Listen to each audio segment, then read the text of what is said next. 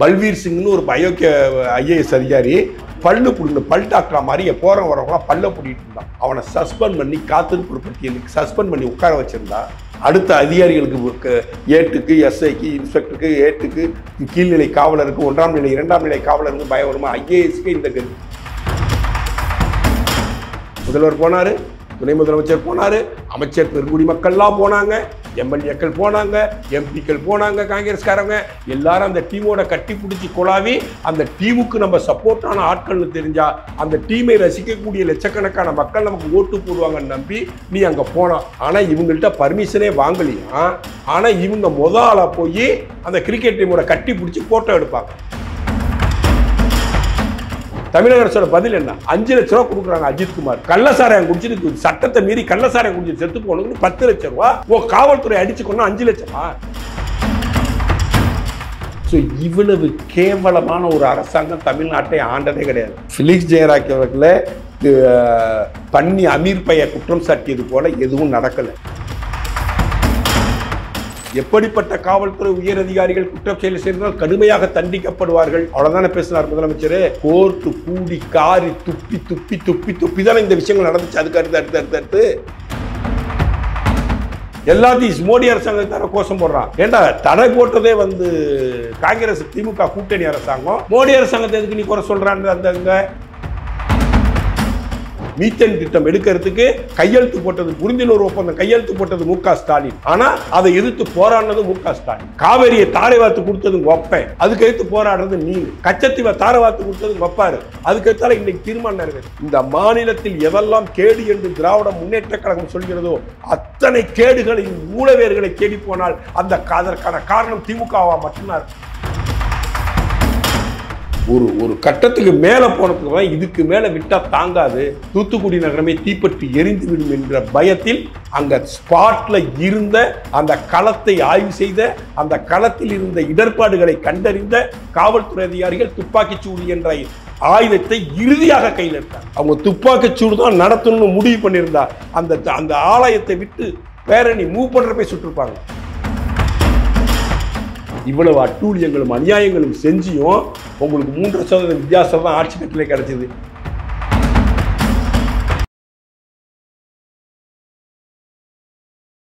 இளைய பாரத நேயர்களுக்கு வணக்கம். இன்னைக்கு நம்ம நேர்காணல நம்ம சிறப்பு விருந்தினர் அரசியல் விமர்சகர் மற்றும் நடிகரான ரவி சார் அவர்கள் தான்.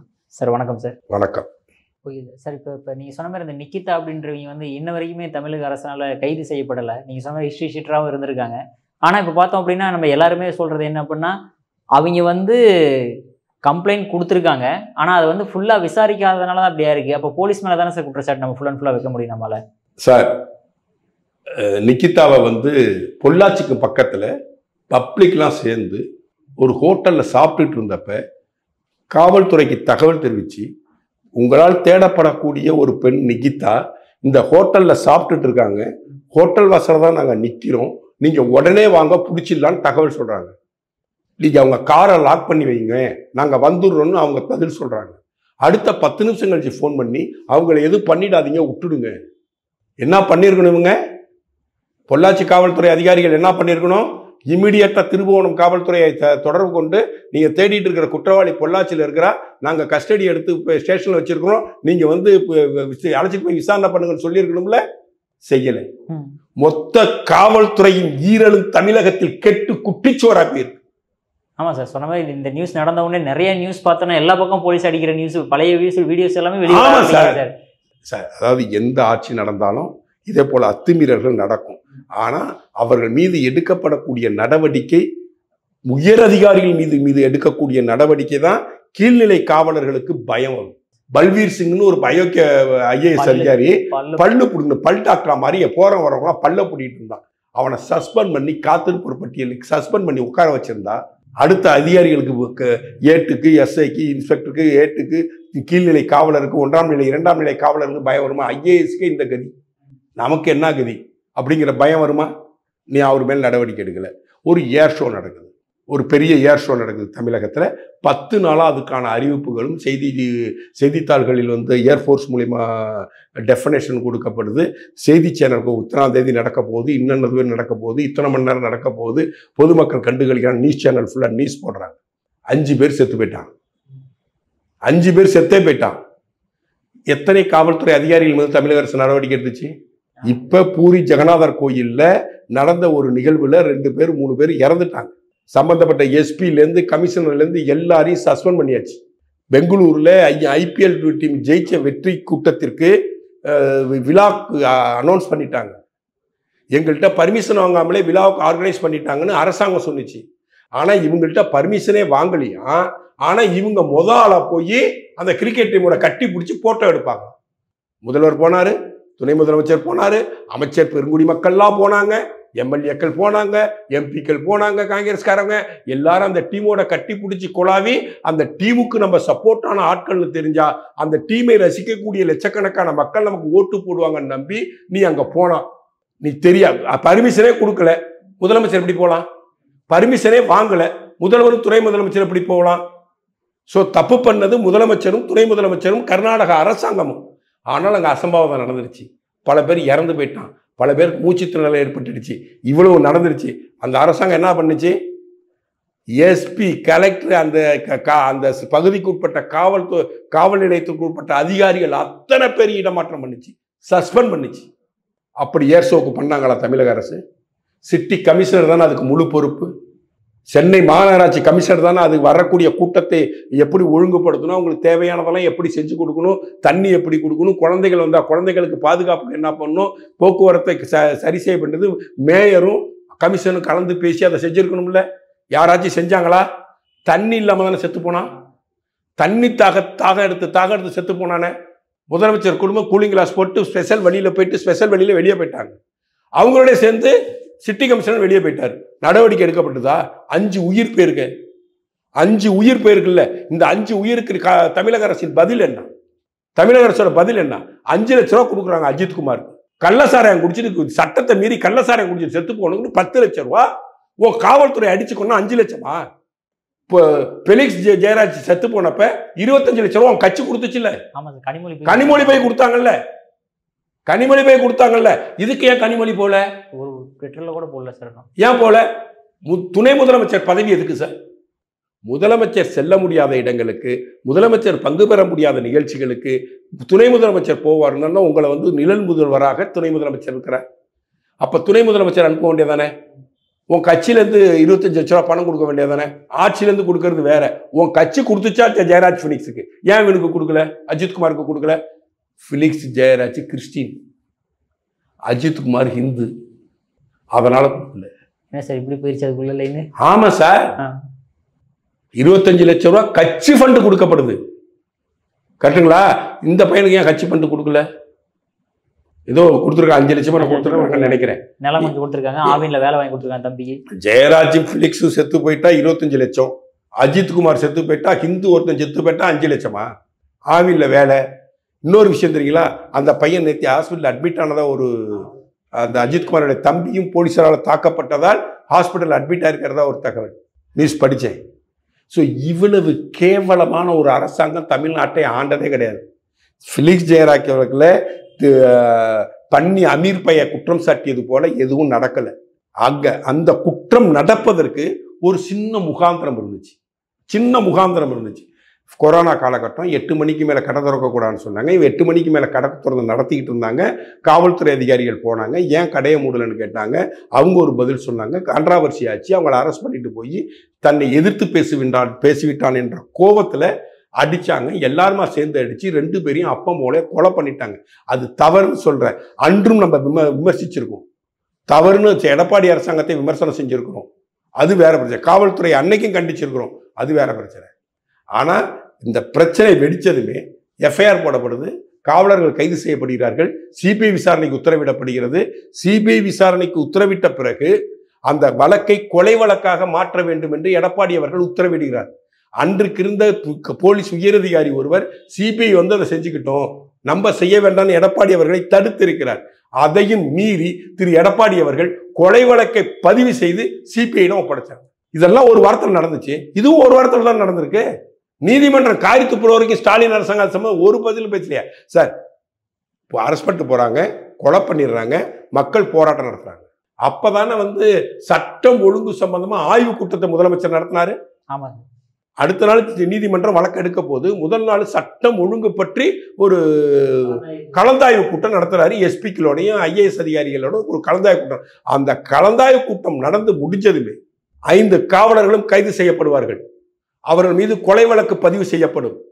தீர விசாரித்து குற்றவாளிகள் அனைவரும் தண்டிக்கப்படுவார்கள். அந்த பாதிக்கப்பட்ட குடும்பத்திற்கு அரசு நிவாரணம் இவ்வளவு ரூபா அனுமதிக்குது.